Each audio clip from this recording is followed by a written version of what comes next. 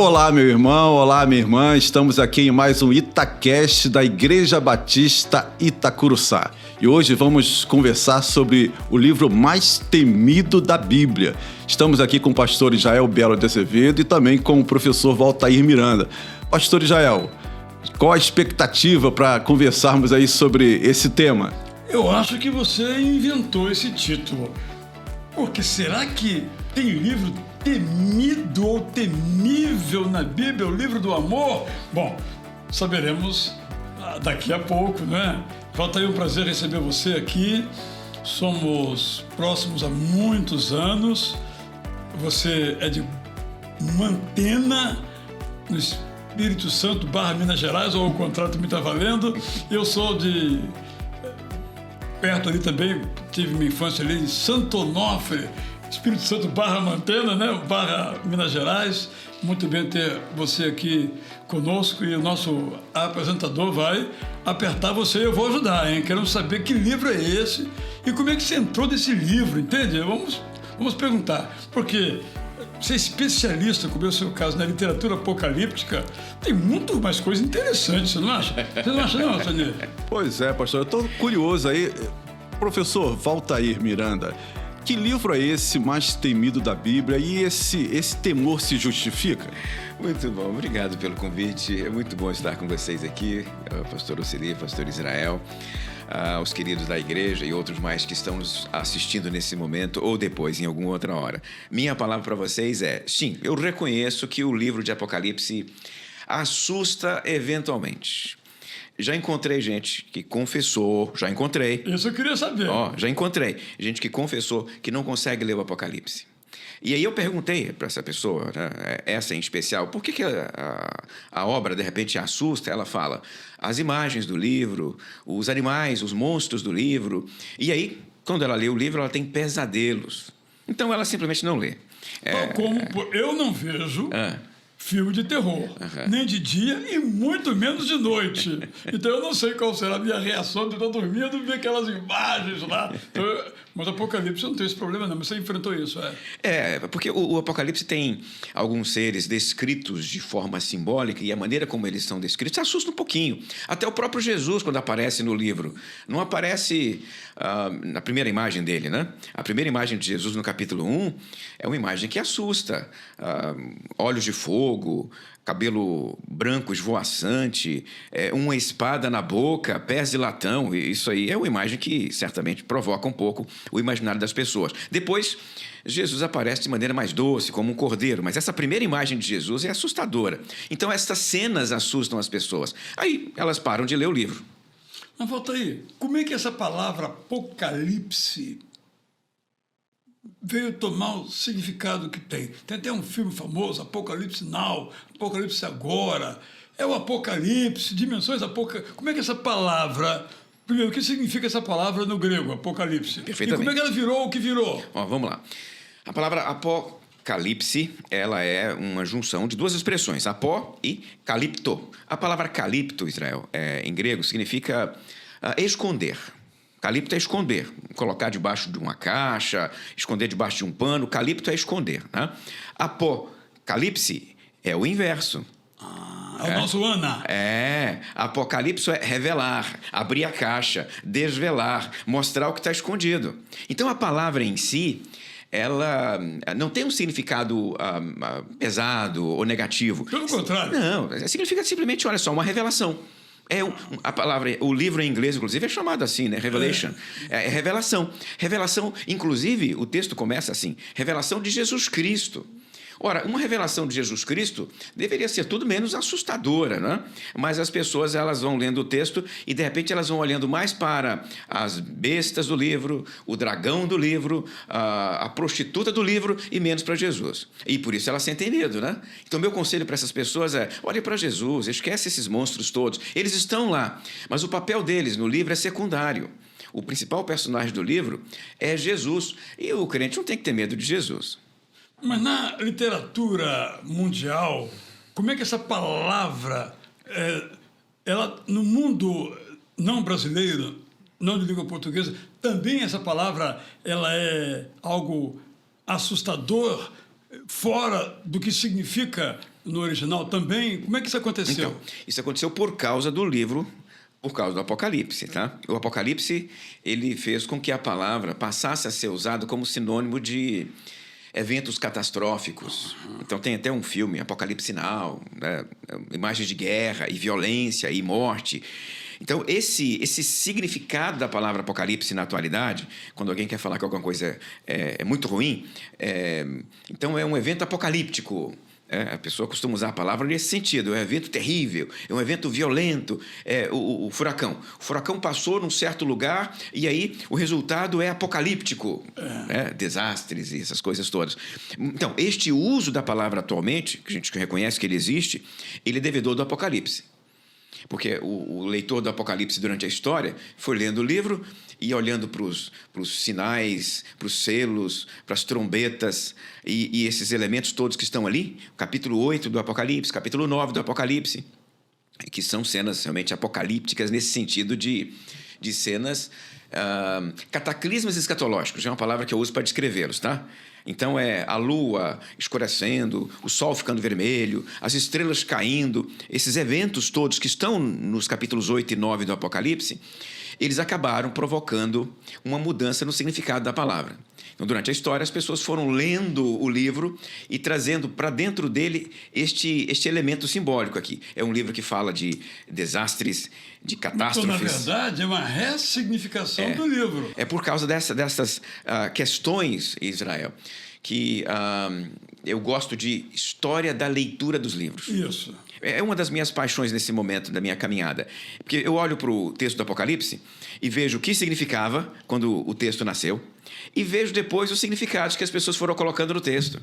Olha aqui. Então, isso é interessantíssimo para entender por que as pessoas veem hoje estas coisas no Apocalipse. Então, olhar para a história da leitura do livro é revelador, tá? Então, a gente vai encontrar aí por que as pessoas veem certos eventos aqui dentro, né? Eventos históricos dentro do livro.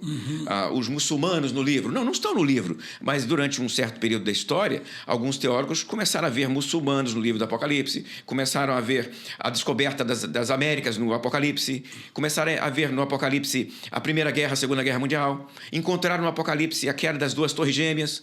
Essas coisas não estão lá, mas as pessoas começaram a colocar essas coisas dentro do livro. Agora, volta aí. Como é que a gente pode compreender, né, que a gente precisa atentar para o leitor comum, né, o leigo, né, não o estudioso, não ali o teólogo. Como é que a questão das profecias, né? Sim. Que profecias já aconteceram? Como é que eu vou entender? Essa profecia já aconteceu. Essa está acontecendo. Essa vai acontecer. A gente está vivendo aí um mundo em guerra. E sempre a guerra é associada à questão do final do mundo, né? E as pessoas buscam no texto bíblico o respaldo para essa afirmação. A gente está chegando, o final do mundo está chegando. Olha as guerras, o terremoto, por exemplo, caiu aqui, tremeu, né? O mundo está tremendo. Então, como é que isso se justifica? Você tem base bíblica, profecias que realmente respaldam esse tipo de afirmação? Nós temos no Apocalipse e em outros textos que falam do fim do mundo, né, na Bíblia, nós temos sim profecias de eventos a se dar no futuro, a se dar no fim dos tempos. O fim dos tempos é um evento descrito na Bíblia. Ao contrário de algumas sociedades antigas, Alceni, o mundo judaico e o mundo cristão, especialmente no período do Novo Testamento, ali no primeiro século, estes dois mundos, o cristão e o judaico, esperavam pelo fim do mundo. Os gregos não esperavam pelo fim do mundo, os romanos não esperavam pelo fim do mundo, os egípcios e os babilônicos não esperavam pelo fim do mundo. Na perspectiva desses outros povos, o mundo iria existir para sempre e, consequentemente, não haveria um fim. Mas na cultura judaica, na perspectiva judaica e cristã, tem um fim para todas as coisas. Então, quando você olha para os textos, tanto do Antigo quanto do Novo Testamento, há um fim em algum lugar da história. A história vai acabar uma hora. Em algum momento, o mundo como nós conhecemos vai acabar. E o nome disso é escatologia, que é a intervenção de Deus para trazer um fim para a história. Mas quando a Bíblia fala de fim e fala de escatologia, fala de uma perspectiva positiva, ou seja, não negativa. Por quê? Porque a intervenção de Deus para trazer um fim da história é para trazer também um fim para o pecado, um fim para a maldade, um fim para as dores. Para a morte. Para a morte. Quando nós lemos o Apocalipse, lá quando ele vai descrever a chegada da Nova Jerusalém, no capítulo 21, ele vai dizer, não vai haver mais choro, nem tristeza, não vai haver nem mar, nem abismo. Por quê? Porque naquele momento em diante é uma eternidade contínua, completa e eterna com Deus. A eternidade eterna é redundância minha aqui. É para dizer o seguinte, é uma vida que não acaba mais dali para frente, numa perspectiva transcendental. E essa perspectiva, ela é exclusiva da literatura judaico-cristã ou há outras culturas que também preconizam essa mesma ideia de um fim e um recomeço? Para a história, nesse contexto que nós estamos trabalhando aqui, que é o mundo bíblico, no período do mundo bíblico, não há paralelo, porque para os demais povos, o mundo ele continua de forma ininterrupta. Há apenas uma tradição religiosa que parece se aproximar do judaísmo e do cristianismo, que é a tradição zoroastriana, que veio lá da Índia. Essa tradição zoroastriana parece, em algum momento, olhar para frente e imaginar aí um fim. Parece, tá? Dependendo da forma como nós interpretamos os textos lá do Zoroastro. Mas todas as demais culturas do mundo antigo, Israel, todas elas, não esperavam um fim para a história. A história não vai acabar. E, nesse caso, a literatura cristã é igualzinho à literatura judaica nesse sentido ou tem mudanças aí? Temos que lembrar que há um conceito que a gente usa na teologia que é revelação progressiva. O conceito de revelação progressiva especialmente nos ajuda a entender o Antigo Testamento. Porque no Antigo Testamento há uma série de ideias que vão amadurecendo. Veja, Deus vai revelando a sua vontade paulatinamente para as pessoas. Bom, e se ele vai revelando paulatinamente, as pessoas elas vão recebendo a revelação por aglutinação. Um dado aqui, outro dado acolá, e a revelação então vai engordando, ela vai crescendo. Então, quando nós olhamos para alguns estágios do Antigo Testamento, eles não têm perspectiva nem de vida após a morte. Quando olhamos para alguns textos mais antigos do Antigo Testamento, tudo que eles esperam de Deus é uma vida longa, cheia de filhos, depois acabou, não tem mais nada.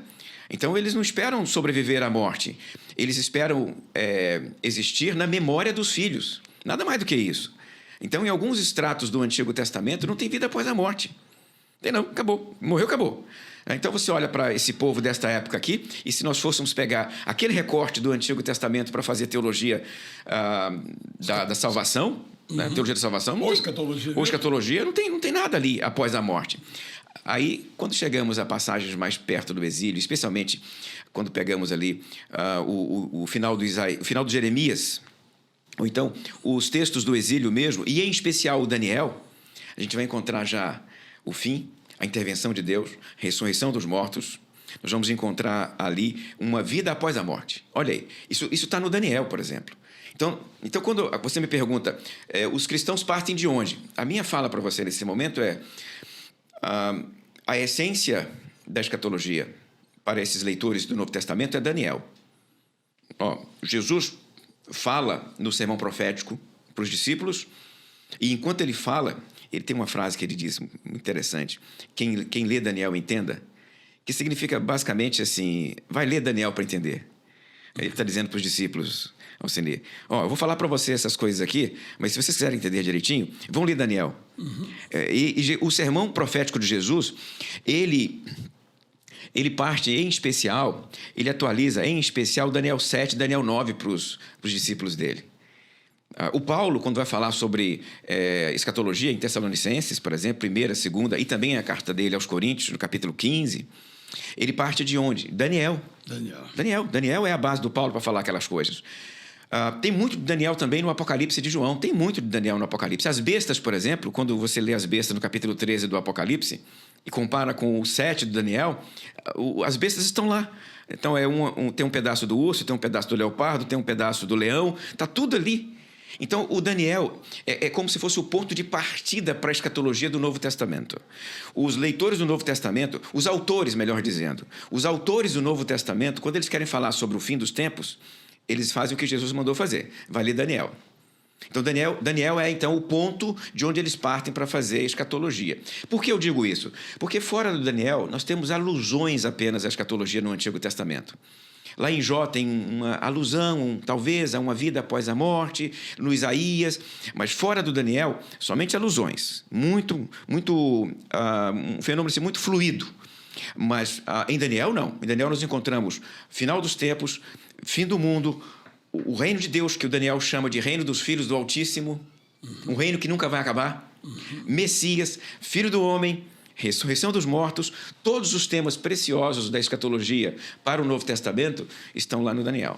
Pelo visto, você ama o livro de Daniel. Gosto muito, Israel. Eu gosto demais, Israel. Agora, volta aí. A gente tem um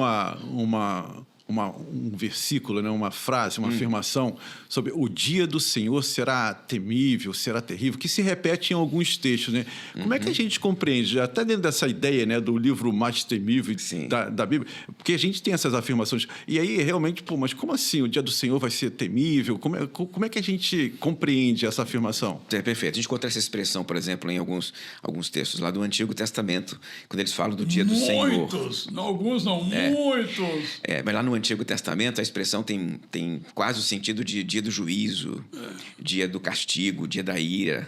Em algum momento, eles esperavam que esse dia do juízo, o dia da ira, fosse apenas para os povos estrangeiros, os povos que os oprimiam. Mas chega a partir de um certo ponto que a profecia olha, ele vai dizer, não, olha, vocês estão entendendo errado, o dia vai ser de juízo para vocês também.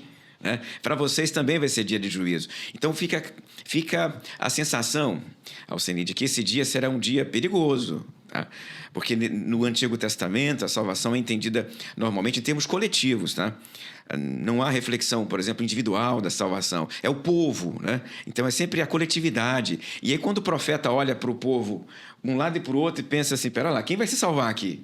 É um grupinho muito pequenininho, é o remanescente. Então, ai de vocês no dia do Senhor.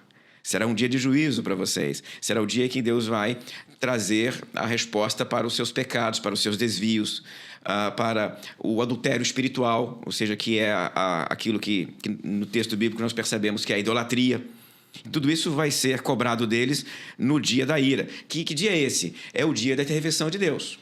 No profeta, esse dia é vinculado com cataclismas, tá? Geralmente você percebe que junto com esta expressão aparece o sol vai ficar negro. É muito forte isso. A lua vai iluminar. Então são os cataclismas escatológicos relacionados com esse tal dia da ira, que é o dia em que Deus vai cobrar do povo e vai cobrar dos gentios a reação à bondade e à misericórdia dele.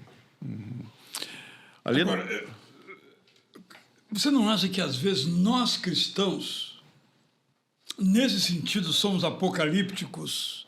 Isto é, falando sempre, para usar o dia do Senhor, o dia da ira, você acha que às vezes nós pregamos menos graça e mais esse castigo, mais essa punição, até mesmo nossa própria compreensão? Olha, pela minha leitura de comentários a respeito do Apocalipse, do Daniel, ou seja, pelas minhas reflexões sobre escatologia, eu tenho percebido o seguinte: durante uma parte da história da igreja, o foco esteve realmente no juízo, no castigo. Você olha, por exemplo, para um documento do século IV, 350 mais ou menos, um documento que eu traduzi para o português, Apocalipse do Paulo, um documento apócrifo, que nasceu no século IV, que descreve o que seria uma pseudo-viagem do Paulo ao mundo celestial. O Paulo vai ao terceiro céu, depois vai no segundo, depois vai no primeiro, depois vai para o inferno. Só que boa parte do livro fala do inferno. O paraíso, pequenininho. Segundo céu, quase nada. Seja, o inferno vem mais do que o céu. Primeiro céu foi aqui, só de en passant. Agora, quando chegou no inferno, longamente descrevendo o inferno, ele vai usar a maior parte do texto para falar dos castigos do inferno, aquilo que os seres que estão lá torturando as pessoas do inferno, e vai descrevendo as torturas plasticamente, Israel, sabe? Com muitos detalhes, né? Ele vai usando, inclusive, elementos de cheiro, ele vai descrevendo o cheiro das carnes, aquela coisa toda. Então, é um texto amedrontador. O que a gente percebe com isso? Que durante a história, uma parte dela pelo menos, as pessoas elas refletiam muito mais sobre o inferno e os castigos do que o céu. E os párocos e os frades falavam muito mais do inferno no púlpito da Idade Média do que do céu. Então, quando ele ia falar, ele queria cobrar algum tipo de comportamento das pessoas, ele falava do inferno para dizer, olha, se você não fizer isso, inferno para você. Então, o inferno era um instrumento que esses frades estão usando para controlar, fazer comportamento, promover comportamentos dentro da igreja e tudo mais. Tá? Agora, na atualidade, aconteceu uma inversão. Os textos não estão falando de inferno, não. Tem autor, inclusive, que está começando a negar inferno. Que inferno não tem base bíblica, que Deus não vai promover esses castigos infernais. Então, atualmente, reflexões sobre o mundo celestial têm partido para apenas o céu. O inferno não é nem trabalhado. Ignora-se, inclusive, o inferno. Nos textos. Por que eu falo nos textos? Porque eu não tenho tido muita oportunidade para ouvir os sermões sobre o fim dos tempos. Só ler, né? Então eu leio. Então, nas minhas leituras, o inferno não está aparecendo, não. Não estão mais falando de inferno. Estão falando só... O inferno está sendo esquecido, ignorado pelas reflexões atualmente. A gente percebe, Walter, ali no início da igreja, no livro de Atos, que há um pensamento que a volta de Jesus seria iminente. O próprio apóstolo Paulo também traz esse pensamento. Sim. E isso fez com que a igreja avançasse, que ela cumprisse a sua missão, porque daqui a pouco Jesus volta, né? E a gente precisa cumprir com a missão. Como é que você vê isso hoje, né? Será que essa volta de Jesus ela está sendo esquecida e acaba que esse cumprimento da missão também tem sido deixado de lado e a gente acaba se preocupando mais com os nossos interesses aqui do mundo, porque essa história de Jesus voltar, isso não vai acontecer? E como é que você percebe essa questão? Olha, eu olho para a questão que você levantou aí e vejo que ela tem dois lados. Me permita aqui levantar o outro lado também, tá? Sim, reconheço que digamos, a expectativa escatológica exacerbada, o desejo de ver a volta de Jesus iminente, deve ter provocado em alguns o desejo de evangelizar rapidamente, porque se não fizesse, esse meu vizinho, esse meu parente, iria se perder. Eu entendo isso. Mas quando olhamos para a Igreja de Jerusalém, a Igreja de Jerusalém ela estaciona justamente pela mesma perspectiva. Ela não quer sair da cidade, ela quer ficar lá e ver Jesus voltar nos ares. Os irmãos não querem mais nem trabalhar, eles estão vendendo os bens e dando para a igreja. Por quê? Porque Jesus está voltando. Então, ao mesmo tempo que a expectativa exacerbada quanto ao fim dos tempos provoca em alguns a missão, em outros provoca o estacionamento. Eu vou só esperar. Já que ele está voltando, não preciso fazer muita coisa. Ficam acomodados. Exatamente. Então, digamos que a doutrina da volta iminente de Jesus não necessariamente provoca a missão. Em alguns espaços e contextos, sim. Em outros, não. Então, a missão ela precisa ser promovida por outros aspectos. Eu acredito que a escatologia não tem necessariamente como papel promover a missão. Tá? Então, deixe-me ilustrar para você. Então, quando o pregador sobe no púlpito, e vai lá no púlpito, e vai usar a escatologia para, a partir da escatologia, salvar as pessoas que estão ali. Vou usar um exemplo para você. Se você não aceitar Jesus agora ele vai voltar esta noite e você vai ficar para trás. Esse tipo de sermão é um sermão que usa escatologia para provocar medo na pessoa, e aí ela aceita Jesus pelo medo de ficar para trás. Certo? Então, o filme Deixados para Trás, por exemplo, é um desses elementos. Tem que ser agora, senão você vai ficar para trás. Aí, depois que as pessoas assistem o filme, o que elas fazem? É negativo, deixados para trás, né? Depois que assiste o filme, o que ela faz? Corre para a igreja. Senhor, eu não quero ficar para trás. Então, a escatologia que está sendo usada indevidamente, na minha opinião. Uma conversão desse tipo não sobrevive. Esse crente, assim que ele perceber que aquele sermão foi um sermão utilizado equivocadamente, que aquela reflexão, uma reflexão que de repente não está tão apropriada assim, ele pode escapar da igreja. Então, uma conversão pelo medo não se sustenta.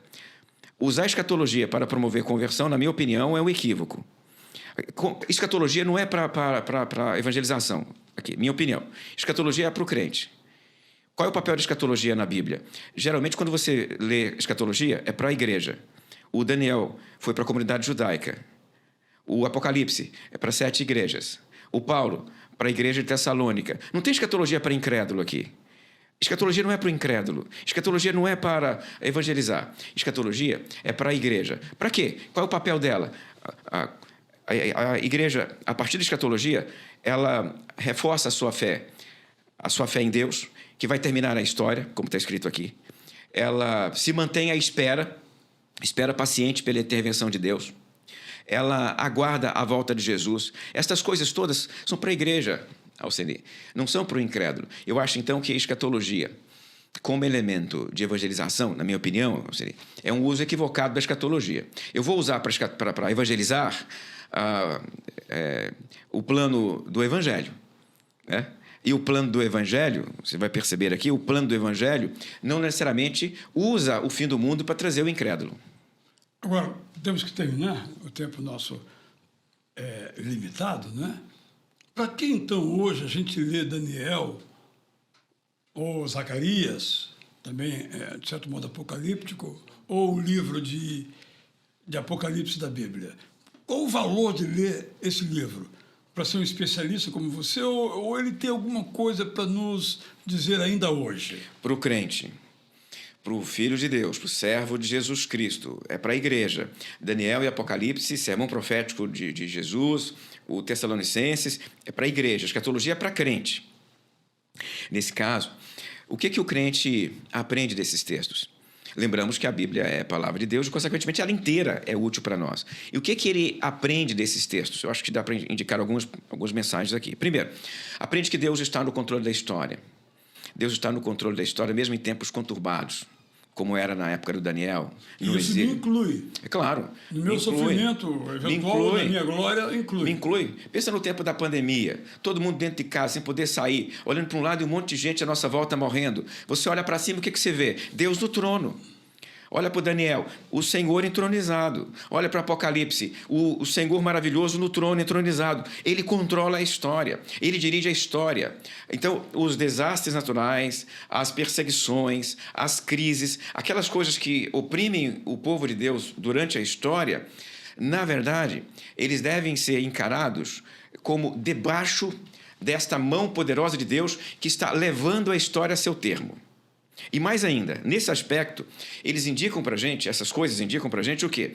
Que nós não chegamos lá ainda. As coisas não são como deveriam ser, Israel. Não são. Essas coisas não deveriam existir. Não deveria existir morte. Não deveria existir perseguição. Existem por causa do pecado. Então é por causa de Gênesis 3 que elas existem.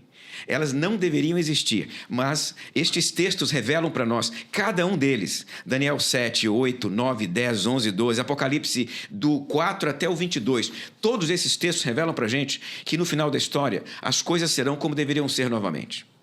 Então, um novo céu, uma nova terra, o reino dos santos do Altíssimo. Porque Deus, ele não perdeu o controle da história e está movendo a história para o seu propósito final. Esta revelação é da escatologia, é da apocalíptica, é destes textos.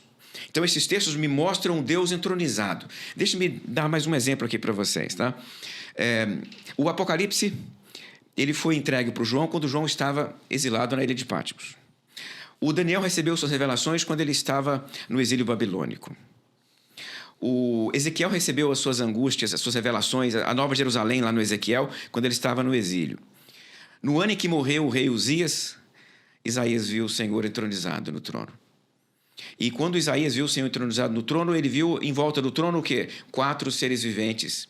Estes mesmos seres viventes aparecem para Ezequiel, aparecem para o João. O que isso está mostrando para a gente? Que em momentos de dificuldade, em momentos de dor, em momentos de sofrimento, o que nos compete fazer é olhar para cima e perceber que Deus está no trono ainda assim.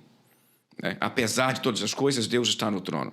Apesar da morte, apesar da violência, apesar da perseguição, apesar da dor, apesar dos anticristos à nossa volta, Deus ainda está no trono.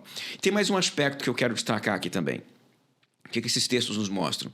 Esses textos nos mostram que Deus vai intervir, e vai intervir por meio do seu Filho, Jesus aparece no livro de Daniel? Aparece. O Filho do Homem está lá no Daniel. Ele aparece no Apocalipse? Muito. O Apocalipse é do Jesus Cristo, é de Jesus Cristo. Então, a apocalíptica, ela tem coisas enjoadas mesmo. Tem monstros, tem sangue. Tem, é verdade que tem. Quando você olha para o Apocalipse, você vê sangue até o freio dos cavalos. Tem sangue, é verdade. Mas não é a história do sangue o Apocalipse. É a história de Jesus. Ou do sangue de Jesus. Né? É a história de Jesus. Tem que ler esses textos. Nós precisamos ler esses textos e ver Jesus em vez do dragão. É ver o cordeiro em vez das bestas.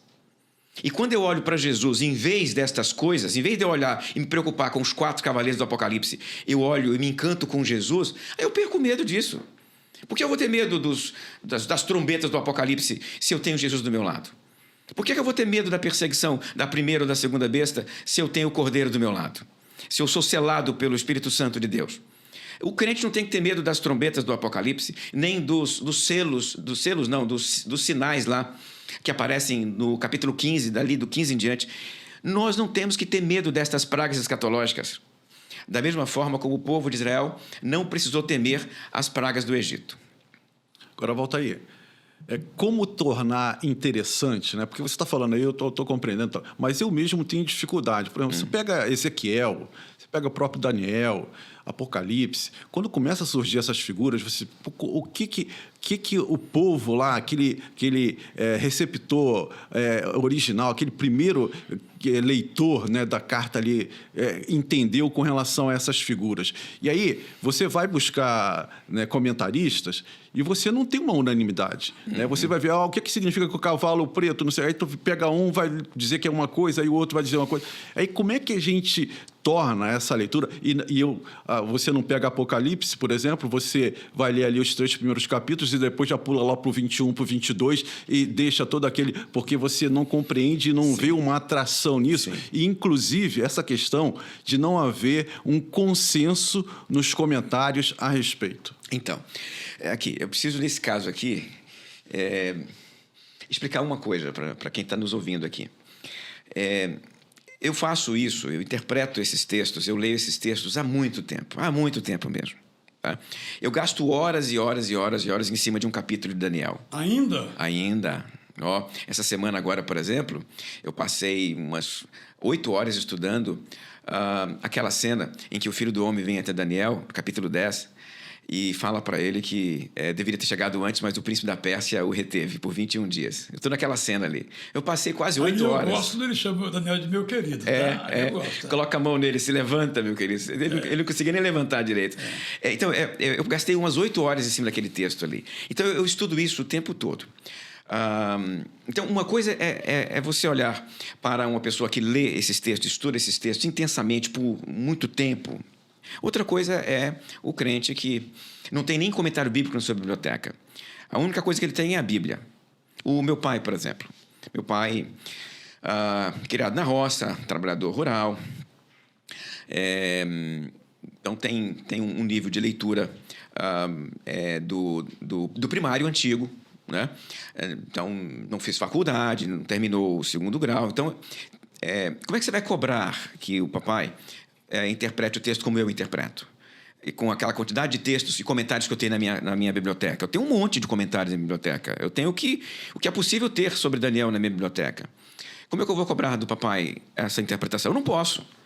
Mas, ao mesmo tempo, eu tenho que dizer para ele: papai, leia o texto bíblico. Jesus disse: leia Daniel, não leia Apocalipse. Leia. Porque se eu exigir das pessoas que elas façam o que eu faço para ler a Bíblia, elas, de repente, não vão ter as oportunidades. Né? Você tem 4 anos de graduação, 2 anos de mestrado, 4 anos de doutorado. Elas vão ter essas oportunidades para poder ler a Bíblia. E é preciso isso para poder ler a Bíblia? Não. Então, eu digo para lá: papai, leia a Bíblia, papai. Mas eu não entendo. Lê assim mesmo. Então, uma coisa... O que eu vou exigir dele? Que ele leia a Bíblia, que, mesmo sem entender, que o Espírito Santo use aquele texto para falar o coraçãozinho dele. É isso que eu espero, tá? É evidente que o papai não vai escrever um livro sobre Daniel. Eu vou escrever um livro sobre Daniel, ele não vai escrever um livro sobre Daniel. Aquela leitura que ele faz é para ele. É o a sós com Deus. Então, o que eu peço para as pessoas? Leia uma Bíblia. Leia uma Bíblia, mesmo que você não entenda. Certo? Porque se eu for exigir dela que ela seja culta, letrada, aquela coisa toda para poder... Eu estou fazendo uma leitura, estou promovendo uma leitura bíblica elitista, e eu não faço isso. Me entendeu aqui agora? Leia a Bíblia. Mesmo que ele não entenda, Euceni, leia, pode ler, meu filho, leia. Leia o Apocalipse, mesmo que você não entenda. Pois bem, agora... Mas eu pego a pergunta dele aqui. Uhum. Mas o primeiro ouvinte, o leitor de João, sim, entendeu? Aí eu vou chegar lá, ok? Aí eu vou chegar. Pois bem, e o leitor? O leitor que deveria ler o texto buscando o sentido histórico do texto. Aquilo que... Porque o texto é um instrumento de comunicação. Isso. O João escreveu o livro dele para as igrejas da Ásia. Se João escreveu o livro dele eficientemente, as igrejas da Ásia vão entender o que João escreveu. Se o Daniel escreveu com eficiência, os seus leitores entenderam o que Daniel escreveu. Por quê? Porque isso está na definição própria de um autor eficiente. O autor eficiente é aquele que escreve e o leitor entende. Isso aí. Eu lembro quando eu escrevi meu primeiro livro, já faz muito tempo isso, e uma ovelha minha leu o meu livro e depois ela me procurou na porta e disse que não tinha entendido o que eu tinha escrito. Aquilo me quebrou por dentro. Não era dela o problema, era seu, né? Eu fui um mau autor. Quando uma pessoa chega para mim e diz que não entendeu o que eu escrevi, é porque eu não fiz bem o meu trabalho. Me Ou entendeu? o seu sermão, né? Ou o meu sermão, exatamente. Compreendeu? Se nesse argumento aqui, eu vou chegar na sua questão. Então, entenda o seguinte, se o João fez direito o trabalho dele, e eu creio que ele fez, porque o Espírito Santo estava lá por trás dele, orientando, ajudando, inspirando, se o Espírito Santo fez o trabalho, e o João fez o trabalho, e eu creio que fizeram, a igreja, então, entendeu o que o João escreveu. Os textos foram escritos para serem entendidos. Não tem texto escrito para não ser entendido. Perfeito. Esse é um pressuposto hermenêutico que eu tenho, tá? Então, nesse sentido aqui, a igreja de Éfeso entendeu o que João escreveu. A igreja de Esmirna entendeu o que João escreveu. Mas e nós, não entendemos? Pois bem, o problema é nosso. Depois de 2000 anos e de uma série de problemas, distanciamentos, problemas de cultura, de língua, problemas de geografia, problemas ligados aí à distância nossa, que um estudioso... Então, por exemplo, sabe, quando o Apocalipse fala assim, caiu a Babilônia. Eles entenderam. Entenderam sim. Entenderam quando... Roma vai cair. Vai. A prostituta que se assenta sobre 7 montanhas. Entenderam plenamente o significado disso.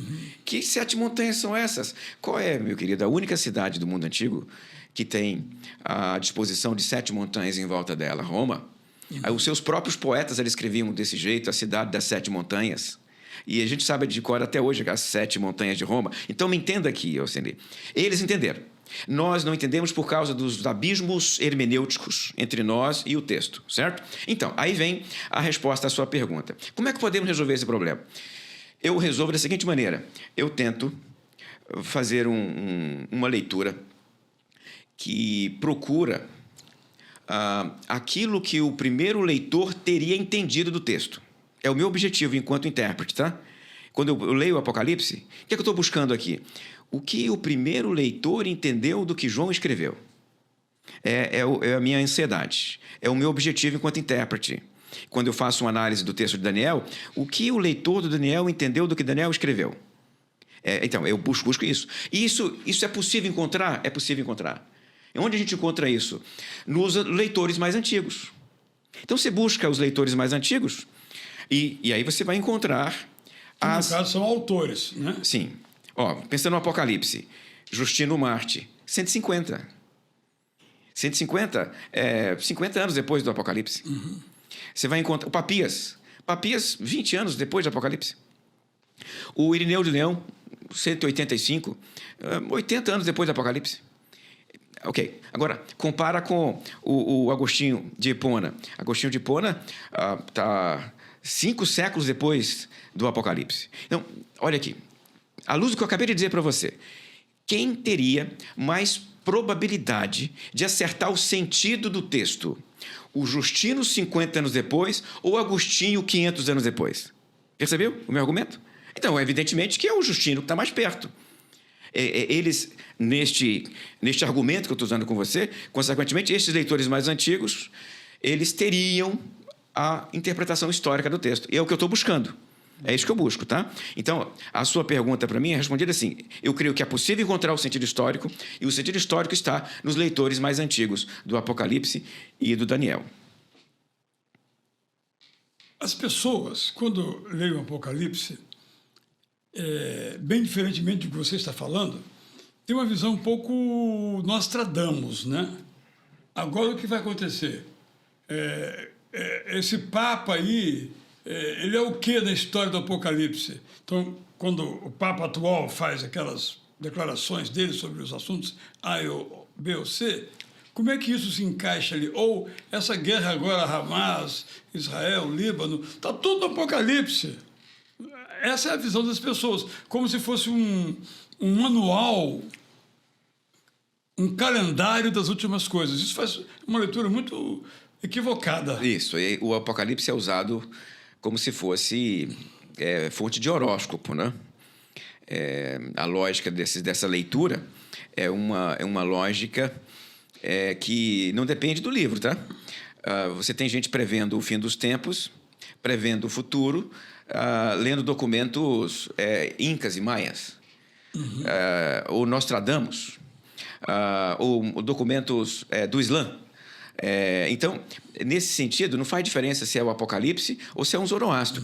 Para fazer futurologia, não faz diferença a fonte, não, tá? Então, o povo costuma olhar para esses textos: olha, fulano tinha razão. Quem é o fulano que tinha razão aqui? O Zoroastro. O Beltrano, quem é que tinha razão aqui? É um documento Inca. Então, nesse sentido, o texto é usado indevidamente. Este não é o uso do texto, tá?